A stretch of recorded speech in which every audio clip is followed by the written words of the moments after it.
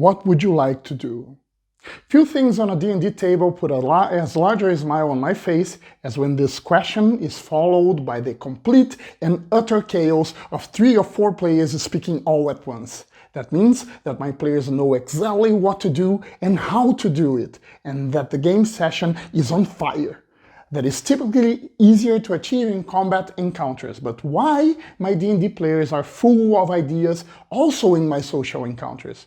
It wasn't always like this. I learned what to do to increase the chance that that would happen, and it's simpler than I thought it would be. The most important thing is making sure there are clear encounter goals for the players. As long as players have a clear understanding of what they need to do in an encounter, they can start to think on how they're gonna do it.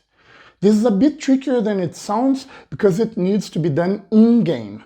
In other words, previous encounters or adventures should provide clear information about what are the expected goals and risks of future social encounters. I'll use this recent homebrew adventure as an example, as I had the opportunity to run it with 2 different groups with 2 opposing results. The first time around, it was a small disaster, but it took only a few changes to make it exciting and fun the second time. The party was investigating violent bandit attacks on a trading route. Disguised as merchants, the party was about to meet other travelers in a resting camp. I wanted them to interact with those travelers who would provide precious information for their quest. When I ran this adventure with the first group, however, by the time I finished describing the scene, I was met with dead silence from the players. The players were apprehensive to approach the travelers, and it was my own fault. When I made that an undercover quest, I implicitly set goals and risks for the adventure. The goal was keep a low profile, and the risks were there may be consequences if you don't. Well, guess what? When I set the stage like that, the party immediately became very conservative with any social encounter. I had created incentives for that exact behavior after all. When I ran the same adventure with the second group, I made subtle changes and they transformed the players' behavior.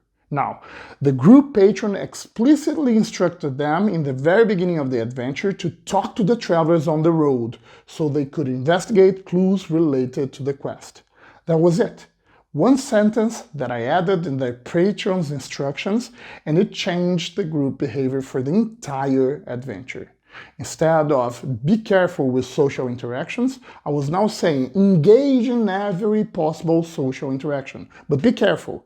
That was a fully different instruction after all. With that one sentence in the start of the adventure, I set a clear goal for an encounter which was hours of gameplay ahead and made the players comfortable and confident to interact with travelers at that resting site, just like I expected them to. I use very different ways to set social encounter goals along the adventure. They may be very generic, such as talk to the travelers on the road, or very specific, such as talk to the outpost captain, who will have the information you need. While in all NPCs, patrons, villains, allies, or rivals may provide or let slip future social encounter goals, they're definitely not the only means to do so. Exploration encounters can be easily used for that as well, through locations or objects.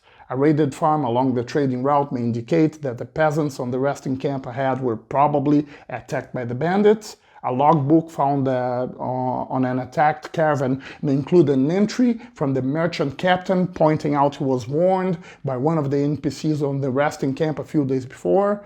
In the end of the day, those clues are setting up future social encounter goals for the party. Approach those NPCs when you meet them because they will have relevant information to share. Once I learned to provide clear in-game encounter goals to my players, they became very aware of what they needed to achieve in upcoming social encounters, and that gave them more incentive and time to discuss different ideas on how they would approach those encounters. And we all want a D&D table full of ideas and initiatives, don't we?